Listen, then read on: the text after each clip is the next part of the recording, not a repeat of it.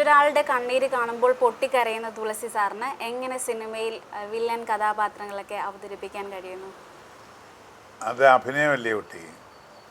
അഭിനയം എൻ്റെ വിഷമങ്ങളും എൻ്റെ ദുഃഖങ്ങളും ഞാൻ ഉള്ളിൽ ഒതുക്കും.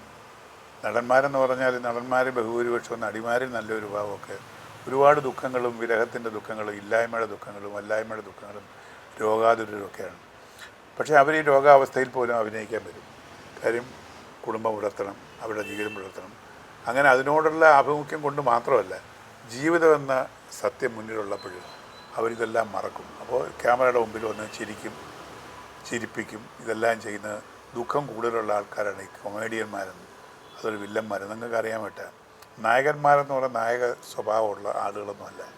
നായക സ്വഭാവമുള്ളവരല്ല നായന്മാരല്ല. അവർ ഏറ്റവും വലിയ വില്ലന്മാരായിരിക്കാം. വില്ലന്മാരുണ്ട് താനും, അതാരാന്ന് ഞാൻ പറയുന്നില്ല.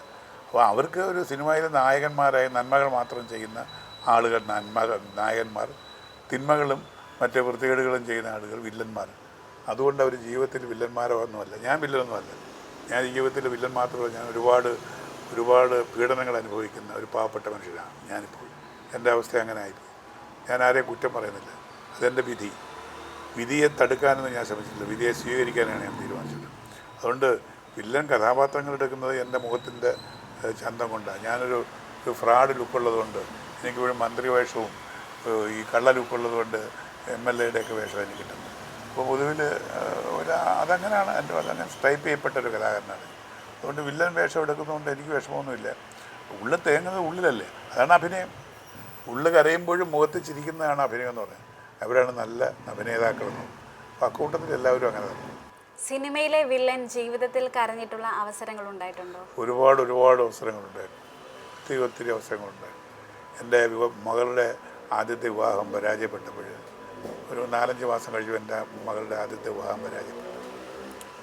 ഒരു കാരണമല്ലാതെ, അവളുടെയോ എൻ്റെയോ കുറ്റമല്ലാതെ ഒരു പരാജയപ്പെട്ടപ്പോൾ എല്ലാ അമ്പലങ്ങളിലും പോയി കരഞ്ഞ് പ്രാർത്ഥിക്കുമായിരുന്നു.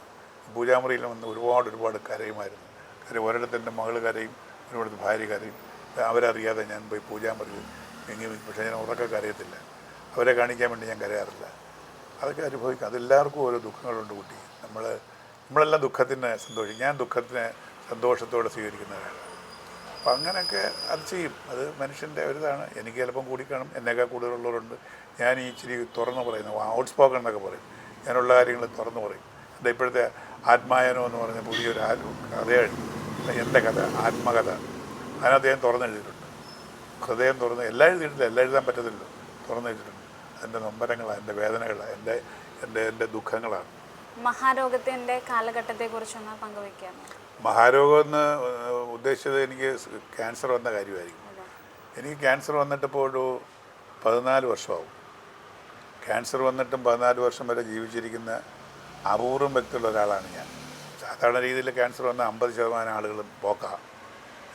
പക്ഷേ ഞാൻ ക്യാൻസർ വന്നപ്പോൾ കീമോതെറാപ്പിയോടൊപ്പം തൈരോതെറാപ്പിയും കൂടെ മരുന്നായിട്ട് ഉപയോഗിച്ചു.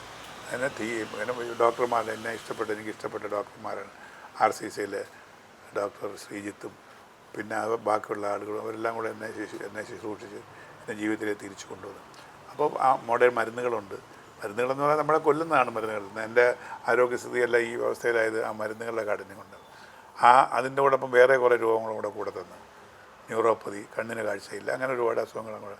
പക്ഷേ എല്ലായ്പ്പോഴും എന്നെ രക്ഷിച്ചത് ഒരു മരുന്നാണ്, ഈശ്വരൻ്റെ അനുഗ്രഹം. ഈശ്വരൻ്റെ അനുഗ്രഹമാണ് എല്ലാത്തിനും ഉപരിയായ ഒരു മരുന്ന്. ഈശ്വരനാണ് ഏറ്റവും വലിയ ഡോക്ടർ. ഈശ്വരൻ തന്ന വിധിയാണ് ഏറ്റവും വലിയ മരുന്ന്. അത് ഞാൻ കഴിഞ്ഞ 14 വർഷമായിട്ട് ഞാൻ ആസ്വദിക്കുന്നുണ്ട്. ഇനിയിപ്പം കൂടിപ്പോയ 10-25 വർഷം കൂടെ ഞാൻ ജീവിക്കത്തുള്ളൂ. അതിനുവേണ്ടി കാത്തിരിക്കുക ഞാൻ. 2025 പുതിയ പ്രോജക്റ്റുകൾ എന്തൊക്കെയാണ് സാർ? എനിക്കങ്ങനെ പ്രോജക്റ്റൊന്നുമില്ല. ഞാനിപ്പോൾ സിനിമയിൽ നിന്നൊക്കെ ഏകദേശമൊക്കെ ഒതുക്കിയോ ഇപ്പോഴൊരു അവസ്ഥയിലാണ്. ഇപ്പോൾ എനിക്കിപ്പോൾ ആരോഗ്യം പഴയതുപോലെ ഇല്ല. പഴയതുപോലെ ഫൈറ്റ് ചെയ്യാനൊന്നും പോകാൻ പറ്റത്തില്ല.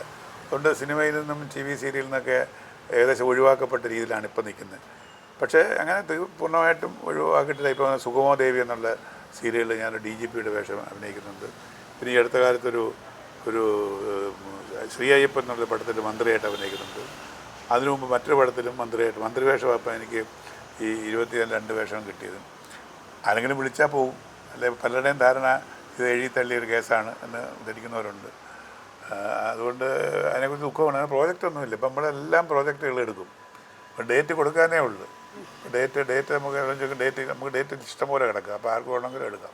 സാർ ചെയ്തതിലെ ഏറ്റവും കൂടുതൽ ഇഷ്ടപ്പെട്ട വേഷങ്ങൾ ഏതൊക്കെയാണ്? ചെയ്തതിൽ ഏറ്റവും കൂടുതൽ ഇഷ്ടപ്പെട്ട വേഷങ്ങൾ എന്ന് പറയുന്നത് TV സീരിയലുകളാണ്. സത്യം പറഞ്ഞാൽ ആത്മാർത്ഥ. കാരണം ഞാൻ ഒരുപാട് സീരിയലുകളിൽ ഞാൻ നല്ല വേഷം ചെയ്തിട്ടുണ്ട്. സെൻട്രൽ ക്യാരക്ടർ ചെയ്തിട്ടുണ്ട്.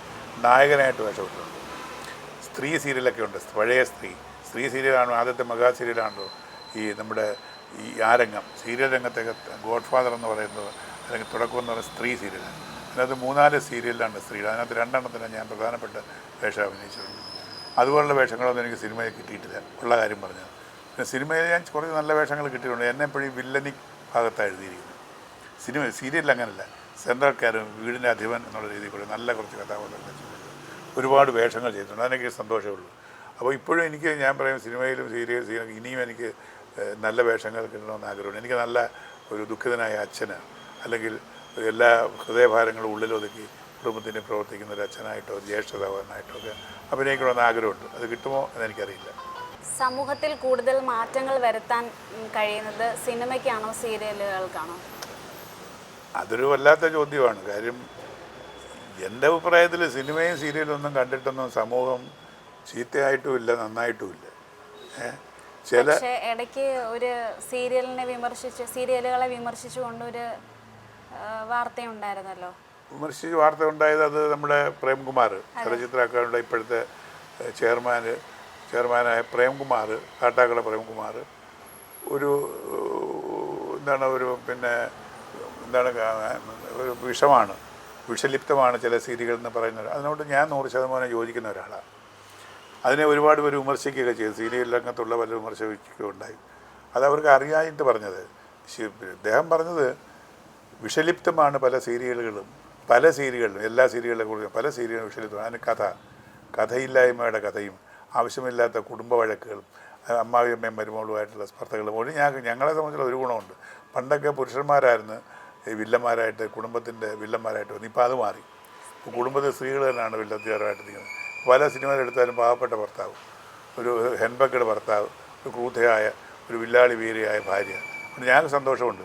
പക്ഷേ അതൊക്കെ തെറ്റായ സന്ദേശങ്ങൾ കൊടുക്കുന്നുണ്ട്. പക്ഷേ അത് കേട്ടൊന്നും ആരും കയറി ഭരിക്കാൻ ചെന്നല്ല, മോന്തയ്ക്ക് അടി കൊടുക്കും. അത് വേറെ കാര്യം. അപ്പോൾ സിനിമയെ അല്ല ഈ ഇതിനെക്കുറിച്ച് പ്രേംകുമാർ പറഞ്ഞതിന് ഞാൻ 100% യോജിക്കുകയാണ്. അദ്ദേഹം പറഞ്ഞതിൻ്റെ തെറ്റും ശരിയും മനസ്സിലാക്കാതെയാണ് വിമർശിക്കുന്നത്.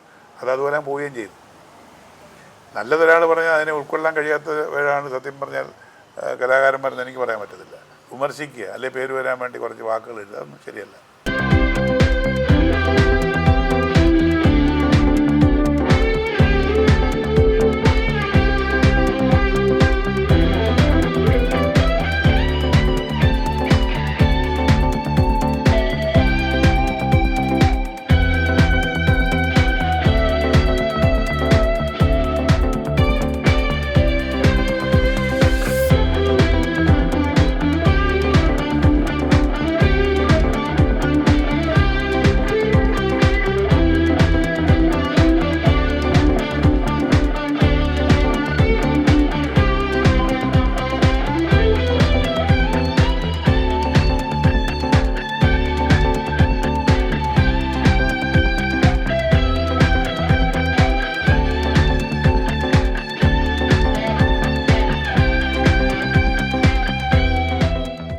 സാറ് പുനർജന്മത്തിൽ വിശ്വസിക്കുന്നുണ്ടോ?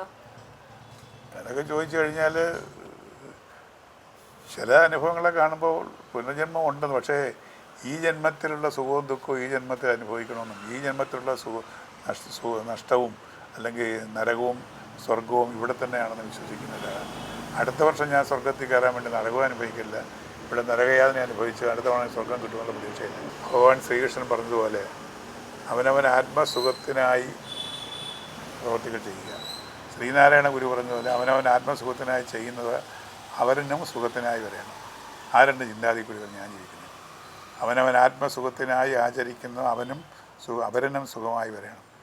നമ്മൾ അങ്ങനെ ജീവിച്ചു കഴിഞ്ഞാൽ ഈ അടുത്ത ജന്മത്തെക്കുറിച്ച് ചിന്തിക്കേണ്ട കാര്യമില്ല. അടുത്ത ജന്മം എന്തോന്ന് പൂവാകും, പുഴുവാകും, അല്ലേ, പട്ടിയാകും, പൂച്ചയാകും, എരുമയാകും, ചിലപ്പോൾ വലിയ വലിയ രാഷ്ട്രീയ നേതാവാകും, ആളുകളെ കൊല്ലും, അങ്ങനെയൊക്കെ നിൽക്കും. അതിനെക്കുറിച്ച് ചിന്തിക്കണം. ഈ ജന്മം സുഖമായിട്ട് ജീവിക്കും. അടുത്ത ഒരു ജന്മം ഉണ്ടെങ്കിൽ അതിൽ ആരാകണമെന്നാണ് സാറിൻ്റെ ആഗ്രഹം? അങ്ങനെ അടുത്ത ജന്മം ഉണ്ടെങ്കിൽ എനിക്ക് സിനിമയിലൊരു ജൂനിയർ ആർട്ടിസ്റ്റ് പെൺകുട്ടിയാവണമെന്നാണ് ആഗ്രഹം. അപ്പോൾ അതെന്താ ചോദിക്കത്തില്ലേ? അതെന്താണെന്ന് ചോദിച്ചാൽ ഈ നടന്മാരെ വെറുതെ ഇട്ട് പീഡിപ്പിക്കാറില്ല. ഞാനൊരു തമാശ പറഞ്ഞതേ ഉള്ളൂ. അത് ഞാൻ അടുത്തൊരു ജന്മം ഉണ്ടെന്നുണ്ടെങ്കിൽ എനിക്കൊരു നല്ല എന്താ ഒരു മാടപ്രാവായിട്ടോ, ഇത്രയധികം ജീവിതമൊന്നും വേണ്ട, ചെറിയ ജീവിതം, ചെറിയ കാലത്ത് ഒരു പുഴുവായിട്ടായാലും മതി. ഒരു പുഴുവായിട്ട് ജനിച്ച് ആരെങ്കിലും ഒരു തേപ്പ്, ഒരു ഉറുമ്പായിട്ടായാലും മതി. ഹ്രസ്വമായ ജീവിതം അതായിരിക്കണം. അല്ലെങ്കിൽ മനുഷ്യജന്മം കിട്ടണം. മനുഷ്യജന്മം കിട്ടാൻ പാടാണ്. ഒരുപാട് 100 ജന്മം കഴിഞ്ഞ് കിട്ടത്തോളാണ് ഹിന്ദു വിശ്വാസം. ഒരു മനുഷ്യജന്മം കിട്ടണമെങ്കിൽ നമ്മളിവിടെ പുണ്യം ചെയ്യണം. ഇവിടെ പുണ്യം ചെയ്താൽ അടുത്ത ജന്മം മനുഷ്യജന്മമായിട്ട് കിട്ടുമെന്നാണ് വിശ്വാസം. എനിക്കെന്തായാലും അടുത്ത ജന്മം മനുഷ്യൻ തന്നെയാണ്, അതെനിക്ക് ഉറപ്പുണ്ട്. അതിനകത്ത് കൊല്ലം തുളസിയായിട്ടും എൻ്റെ അച്ഛൻ്റെ അമ്മയുടെയും മകനായിട്ട് തന്നെ ഞാൻ ഉണ്ടാകണമെന്നാണ് എൻ്റെ ആഗ്രഹം.